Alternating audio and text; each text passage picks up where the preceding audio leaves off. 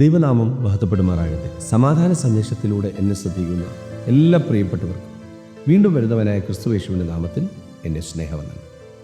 ആവർത്തന പുസ്തകം 9-ാം അധ്യായം അതിൽ 25 മുതലുള്ള ഭാഗങ്ങളിൽ യഹോവ നിങ്ങളെ നശിപ്പിക്കുമെന്ന് അരുൾ ചെയ്തിരുന്നതുകൊണ്ട് ഞാൻ യഹോവയുടെ സന്നിധിയിൽ 40 രാവും 40 പകലും വീണ് കിടന്നു. ഞാൻ യഹോവയോട് അപേക്ഷിച്ച് പറഞ്ഞത്, കർത്താവായ യഹോവേ, നിന്റെ മഹത്വം കൊണ്ട് നീ വീണ്ടെടുത്ത് ബലമുള്ള കൈയാൽ മിസ്രയീമിൽ നിന്ന് കൊണ്ടുവന്ന നിന്റെ ജനത്തെയും നിന്റെ അവകാശത്തെയും നശിപ്പിക്കരുതേ. മോശ എന്ന് പറഞ്ഞൊരു ദൈവമനുഷ്യൻ യഹോവയായ ദൈവത്തിൻ്റെ സന്നിധിയിൽ വീണ് കിടന്ന് പ്രാർത്ഥിക്കുക. നമുക്കറിയാം, അനുഗ്രഹിക്കപ്പെട്ടൊരു പുരോഹിതനാണ് മോശ. ജനത്തെ വിടുവിപ്പാൻ, ജനത്തിന് വേണ്ടി ഇടിവിൽ നിന്ന് കരയുന്ന ഒരു ദൈവമനുഷ്യൻ. എന്നാൽ അതിൻ്റെ മുകളിൽ ദൈവം പറയുന്നൊരു കാര്യമുണ്ട്. നിങ്ങളെ അറിഞ്ഞ നാൾ മുതൽ നിങ്ങൾ യഹോവയോട് മത്സരികളായിരുന്നു. അപ്പം ദൈവത്തോട് മത്സരിച്ച ദൈവജനത്തെ നശിപ്പിക്കാൻ അതിൻ്റെ തൊട്ടുമുകളിൽ പറയുന്നുണ്ട്, അഹരോനോട് പോലും ദൈവത്തിന് കോപം തോന്നി, നശിപ്പിച്ചു കളയാൻ. അപ്പോഴും മോശ കയറി ഇടിവിൽ നിന്ന് ദൈവത്തോട് അപേക്ഷിക്കുക.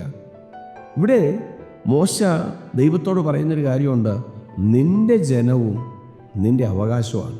അതിൻ്റെ അടുത്ത ഭാഗങ്ങളിൽ പറയുന്നത്, നിന്റെ ഭുജം കൊണ്ട്, നിന്റെ ബലം കൊണ്ട്, നിന്റെ മഹത്വം കൊണ്ട് നീ വിളിച്ചു കൊണ്ടുവന്ന ജനത്തെ ഇന്ന സ്ഥലത്ത് കൊണ്ടുപോകാമെന്ന് പറഞ്ഞിട്ട് പകുതിയിൽ വെച്ച് നശിപ്പിക്കുന്നു എന്ന് മിസ്രയീമ്യർ കേട്ടാൽ, മോശയുടെ അകത്ത് കിടക്കുന്ന ഒരു ഭാരം നോക്കിയേ, ഇറങ്ങി പുറപ്പെട്ടു വന്ന ദേശക്കാർ കേട്ടാൽ, ഈ ദൈവം വിടുവിച്ചു കൊണ്ടുവന്ന ദൈവത്തെ എത്തിക്കേണ്ടടുത്ത് എത്തിക്കാൻ കഴിഞ്ഞില്ല എന്ന് പറയുമല്ലോ, അതൊരു നിന്ദയായി തീരുമല്ലോ എന്നൊക്കെ പറഞ്ഞ് ദൈവസന്നിധിയിൽ ക്ലെയിം ചെയ്ത് കിടക്കുന്ന ഒരു മോശം നമുക്ക് കാണാൻ പറ്റും.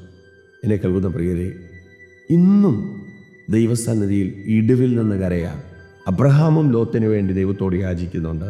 പുതിയ നിയമ ശുശ്രൂഷയ്ക്കകത്ത് നിൽക്കുന്ന നമ്മളെല്ലായ്പ്പോഴും നമുക്കെപ്പോഴും ദൈവസന്നിധിയിൽ കയറി ചെല്ലാൻ, ദേവാലയത്തിൻ്റെ തിരശ്ശീല മേൽത്തൊട്ട് അടിവരെ രണ്ടായിട്ട് ചീന്തി കാൽവരി ക്രൂശിൽ ജയിച്ച മഹത്വം എപ്പോഴും നമുക്ക് കർത്താവിൻ്റെ അടുത്ത് ചെല്ലാനുള്ളൊരു വഴിയാണ്.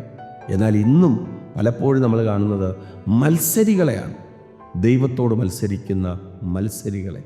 പഴയ നിയമത്തിനകത്ത് ആ മത്സരികളെ മുഴുവനായിട്ട് തകർത്ത് കളയാൻ നിന്ന ദൈവത്തിൻ്റെ സന്നിധിയിൽ മോശ നെടുമ്പാടെ, ഒരു ദിവസമല്ല 2 ദിവസമല്ല, വചനം പറയുന്നു 40 രാവും പകലും വീണ് കിടന്നെന്നാണ്. വേറെ അന്നത്തെ ദൈവം തന്നെയാണ് ഇന്നത്തെയും ദൈവം. നമ്മളോട് മനസ്സലിയുന്ന, നമ്മളോട് കരുണ കാണിക്കുന്ന, നമ്മളെ സ്നേഹിക്കുന്ന ആ നല്ല കർത്താവിനെ കണ്ട് ഇടിവിൽ നിൽക്കേണ്ട വിഷയങ്ങൾക്കകത്ത് ഇടിവിൽ നിന്ന് നിലവിളിക്കേണ്ട വിഷയത്തിനകത്ത് നിലവിളിച്ച്, കർത്താവ് പുതിയ നിയമത്തിൽ നമ്മളോട് പറയുന്നൊരു കാര്യമുണ്ട്, നിങ്ങൾ ഇവിടത്തേക്കല്ല, നിങ്ങൾ അവിടേക്ക് വേണ്ടി ഒരുങ്ങ്. ശാശ്വതമല്ലാത്ത ഈ ഭൂമിയിലേക്ക് വേണ്ടിയിട്ടല്ല, ശാശ്വതമായ ഒരു ഭവനത്തിന് വേണ്ടിയിട്ട് ഒരുങ്ങ്. എന്നാൽ പലപ്പോഴും നമ്മൾ മത്സരിക്കുന്ന എന്തിനു വേണ്ടിയിട്ടാണ്? ഇവിടെ ജീവിക്കാൻ വേണ്ടിയിട്ടാണ്. ഇവിടെ സുഖത്തിലും സന്തോഷത്തിലും ജീവിക്കാൻ വേണ്ടിയിട്ട് നമ്മൾ മത്സരിക്കുക.